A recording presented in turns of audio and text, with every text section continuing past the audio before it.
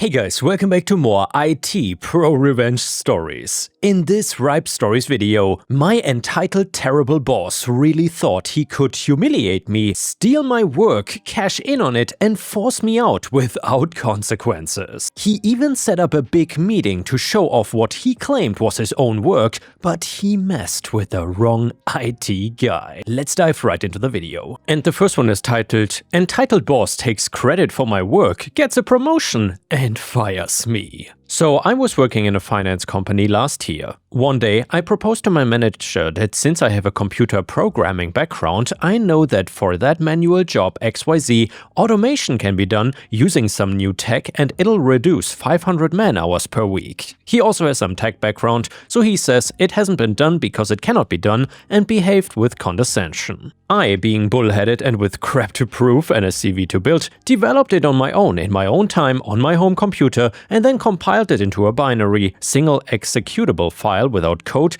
and gave it to him. He got permission from the IT department to run it on his computer and was utterly sure that it won't work and he would get to laugh at me. But it did. Even though the software works, Idiot Manager took it as an insult somehow and banned me from using it, giving some insane reason that doing it manually was much more effective, which was a bummer because it was actually working beautifully. Fast forward a quarter or so, my manager was hard-pressed for some brownie points during appraisal, so in examples of showing initiative, he used my software, but without mentioning me. Then some super senior manager took notice and gave him a promotion and a raise. And by the way guys, this is such a screwed up situation. If this happened to you, what would you have done if you were in OP's shoes? I might have slapped that entitled idiot manager. That is just absolutely infuriating. And by the way, if you enjoy these IT stories, please don't forget to like the video and post some star emojis in the comments if you want to help me. Now, instead of being a sensible guy and coming clean to get code from me, he calls me in his cabin, behaves rudely, and says that I need to submit the code for that software. I asked him why. You had said we won't be using it. He's like, either you submit the code or you'll be fired. I was already fed up of being treated like poop by this poop stain just because he was somehow jealous. So I said F off, I won't submit the code, I know enough law to know that you cannot sue me, and I resign. I came to know later through my colleagues that this is what he must have wanted so that he could take the entire credit himself without dispute. Little did he know, there was a little malicious code module hidden in that executable file which checked for a 1 or 0 on a remote GitHub repository every time it was run. If 1 or no network, do everything as required, but if a 0 is received, that's an emergency signal. I added that little code because his behavior was very crappy to begin with and I didn't trust him. I was planning to remove it after its official implementation, which never happened. So I went ahead and changed that 1 to 0 after I was fired to ensure that no one used it without my permission. Although he could not get the code, he did have the executable file and I was also not in the company anymore, so in his arrogance he called a meeting with his boss, his colleagues and my whole team to show them a demo of this awesome software he had made. He was using it on his laptop every day without my knowledge, but today the 1 was 0, so as soon as he pressed enter, nothing happened. Then he pressed enter again, but nada. Suddenly his laptop was frozen and nothing was working anymore. It took him a while to realize something fishy was going on and then he took out the laptop battery to switch it off. By then all the Word, Excel and PowerPoint files were encrypted and the executable had erased itself out of existence. I used the same code without the malicious module to get a better job at another company where I'm much more appreciated and the job is also fun, and then the whole pandemic thing happened and now I'm cozily working from home. My previous colleagues of that crappy company keep telling me that they are being forced to go to office. So somehow it was the best decision I had made accidentally. That idiot boss's promotion and raise got cancelled because he could not produce what he promised. He also got reprimanded for losing a lot of important company data, which he attributed to some unknown virus, maybe the T-virus, which was not believable because no one's allowed to put anything on those office laptops without security clearance from the IT department. He called me one night, drunk, angry, threatening me that he knows what I did. I feigned ignorance and quoted something like, "Crap happens to crappy people," and blocked his number. But yeah, I had to tell someone about this flawless victory over stupid without being implicated, so here it is. Update to the story, there are some questions which keep coming up again and again, so I'm answering them here in this post. I tried to answer each one of them in the comments individually, but now I gotta sleep. So question number 1, being a finance-related company, they generally have stringent security measures, so how could the IT department allow the manager to load the program on his laptop, and why didn't they check its network communication or run it through an antivirus? A1. Answer from OP, this is not the kind of company a lot of people here are envisioning. Yeah, they have security measures like blocked USB ports, firewalls, etc. in place, but just so that if a client visit happens, they can qualify. Most of the employees in IT department are highly underpaid, sick of red tapeism and blame games, so if it's not a very weird request, they generally just ask for an email from the project manager and load whatever software they need, especially custom ones, because they cannot really verify them. Horrible practice, I know, but no one cares there. If crap happens, which is quite frequent there, everyone starts showing their email copies to everyone and it becomes a mess. Another reason is that the financial data which these guys process is historical and hence not very sensitive. Obviously they pretend to care, but even if someone stole it, it's not like some sensitive insider trading info which has very high value. Maybe that's why no one cares so much. Regarding the firewall restrictions, they're also quite lax, like I mentioned in the comments. They keep blocking websites when they realize people are wasting time on them. Common time waster banned websites being FB, Instagram, Reddit, and most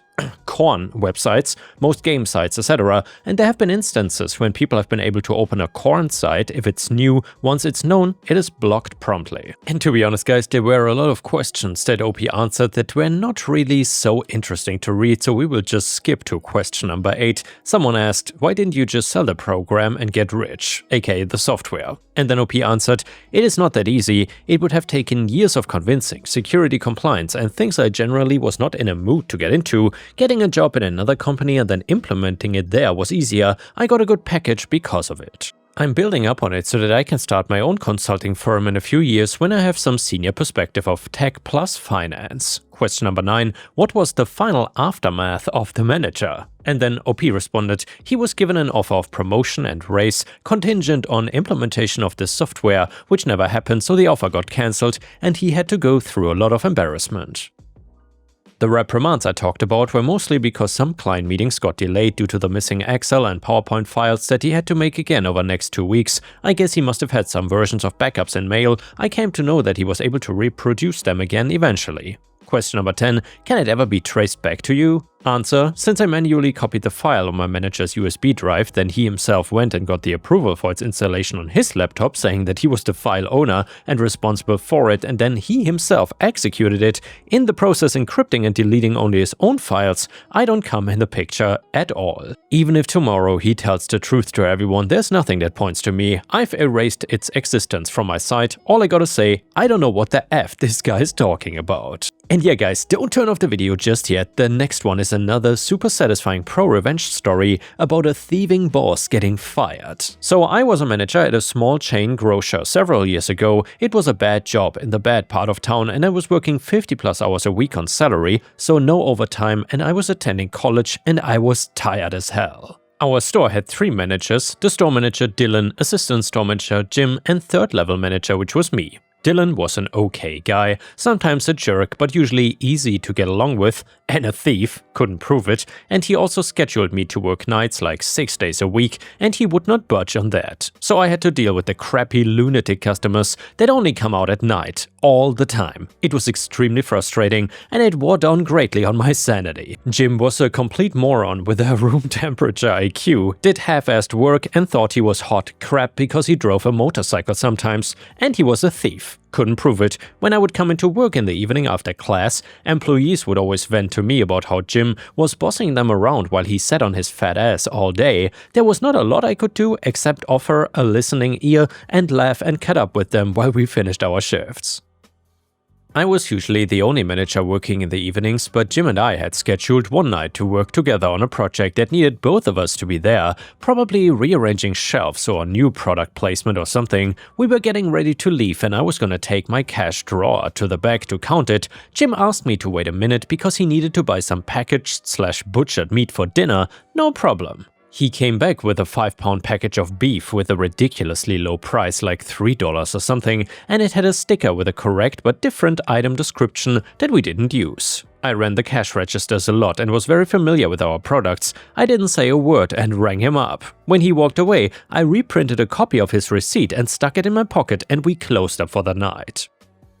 I was scheduled to open the store the next day on Saturday morning, so when I arrived, I walked to the butcher room to investigate, and I found the plastic wrapper from that package of beef with the original price tag in the trash can, so I grabbed it. I also found that the pricing scale that prints the price stickers had that wrong label still selected, and he had manually keyed in a dramatically lower price per pound. I grabbed one of those stickers too. Then I walked to the DVR in the manager's office and wrote down the timestamps of the footage where Jim took the meat off the shelf into the butcher room and walked out to my register where he bought it. I stashed the evidence in my locker until Dylan came in around noon, and I showed the evidence to him. He got in touch with our district manager, Rocky. Rocky called Jim the next day and asked him to come to the store, and after a short behind-closed-doors meeting, Jim was fired with cause, so no unemployment benefits. Shortly after, I was promoted to assistant store manager. Justice was served, and nobody missed that loser.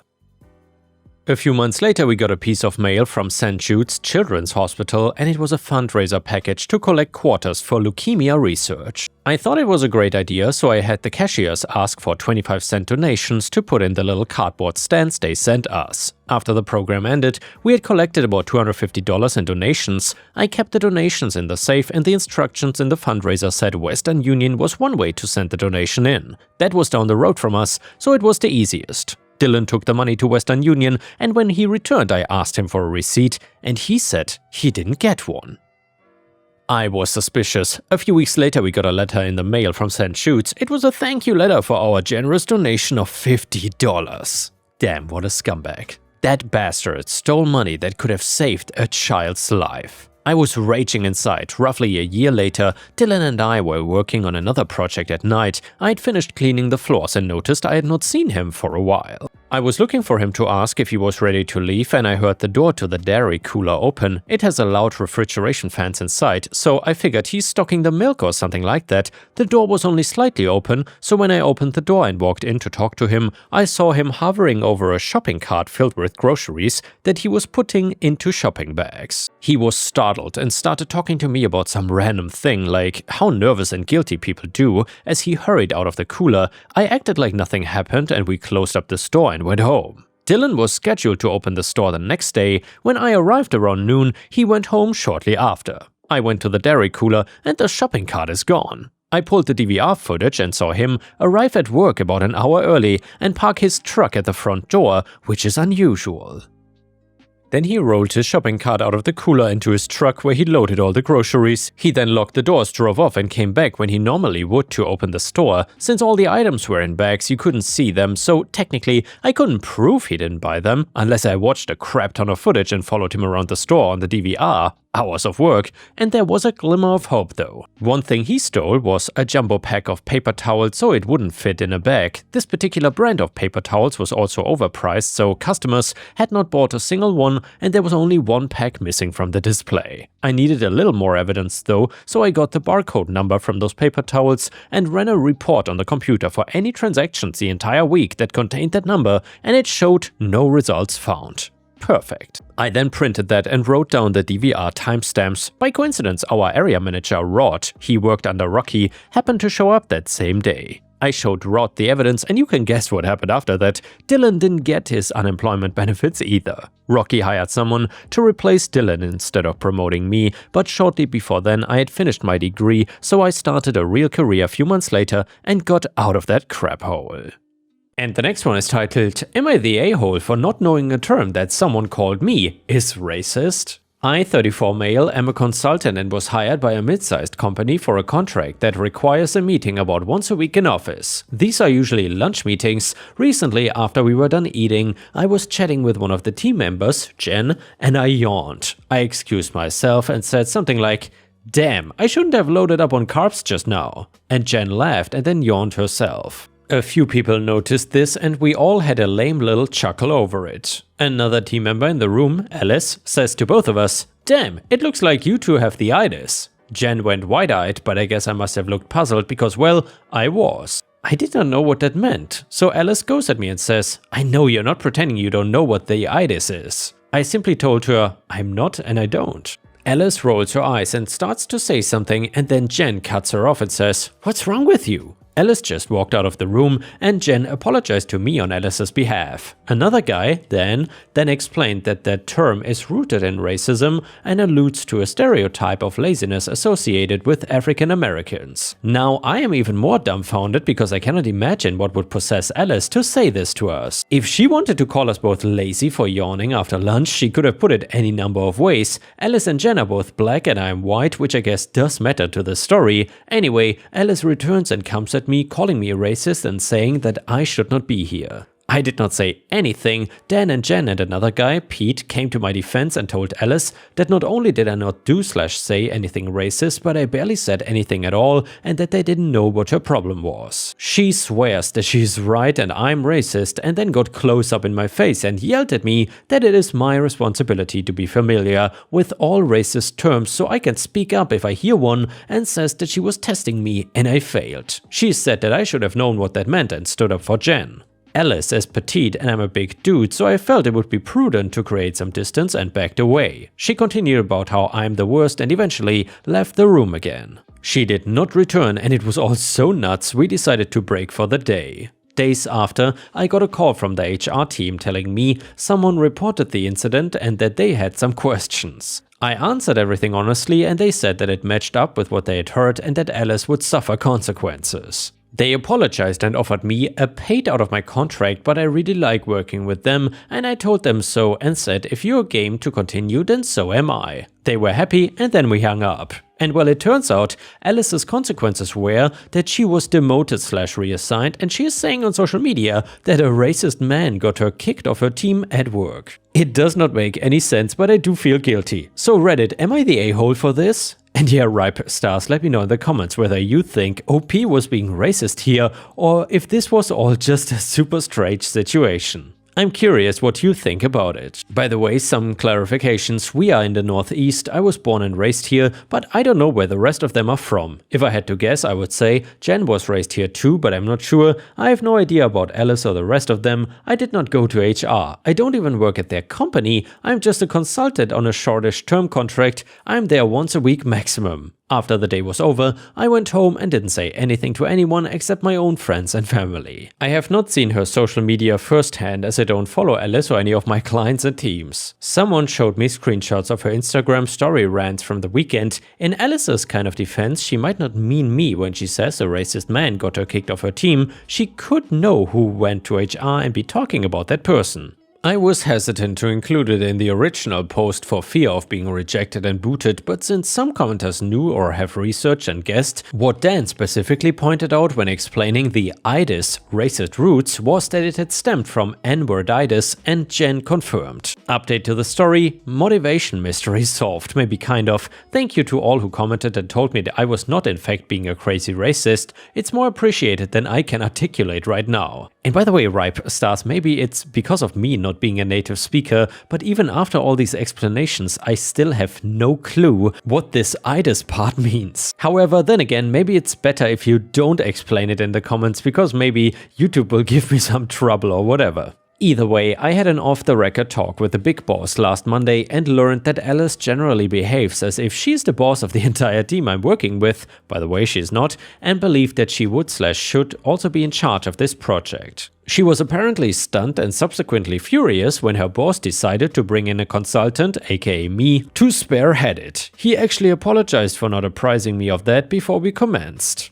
In my initial post, I mentioned that one of the things Alice said while yelling at me was that I should not be here, which was sort of out of place, but I didn't think anything of it in the moment. Now it makes sense though. I'm not gonna make any assumptions or judgments as to her performance and expertise. I have no idea if she deserves the title / to be in charge of the project or not. In the few meetings we had, she basically said nothing, which I took as her just being shy, quiet or whatever, but I guess it was because she hated the idea of me being there. Also, despite me having a policy not to really drink or socialize at all with current clients and teams outside of office meetings, I ended up having a drink with both Jen and Dan the other night. I think I just really wanted to get all the way to the bottom of this and put it away for good. They confirmed that Alice has generally been very bossy and acts like she is in charge, but nobody understands why, as she was the last person hired to the team. The reason Jen cut Alice off when she went to yell at me the first time was because Jen knew Alice was looking to start drama and took Alice saying to me, "Don't pretend you know what the itis is," as Alice implying that I'm racist myself and that I was feigning ignorance about what it meant. Evidently, Alice has tried a similar brand of crap stirring before, and it pisses Jen off as Jen has worked in what she says were horrifically racist and sexist environments in the past, and this job is not one. So she really feels sensitive to the idea of starting drama where there isn't any. The impression I get is that aside from general work annoyances, everyone really is happy there, but then again, I'm only there once a week, so what the hell do I know? I have no new info on Alice. Anyway, that's the whole story, and I guess this is all over now. I cannot thank everyone enough for your thoughts and opinions. And the next one is another funny malicious compliance story, which is titled Time Clock Compliance. So I work at a manufacturing company, and the closest time clock to the employee parking lot is down in the machine shop. And every day about 24 people can be seen standing around the clock, waiting for it to click over to 3:30, and then they can punch out. But about a year ago, we got a new general manager. After she had been there for a couple months, she decided that this should not be allowed, and a notice was posted stating that people may not congregate around the time clock anymore. So at about the same time, there was a corporate-wide exercise campaign based around the Olympics, and many people downloaded an exercise app that tracked their daily steps, along with other things for possible prizes and locational honors. Now, the downstairs machine shop is a large, open, roughly square space with a marked aisle running around the periphery of the floor, so when the time clock edict came around, people still headed to the clock, but instead spent the time getting their daily steps in. By the end of the week, we had about 30 people spending the last 5 to 10 minutes of the shift walking around clockwise around the entire machining department, checking the clock each time they passed, just so nobody could say that they are standing around. After the GM saw this spectacle one day, I guess it reminded her too much of that scene at Midnight Express, and she reversed the clock edict. Funny thing though, people still kept coming down to get their steps in for a few weeks afterwards until the contest was over. And yeah guys, I'm glad these employees really stepped up. Thank you for watching, I will see you again tomorrow.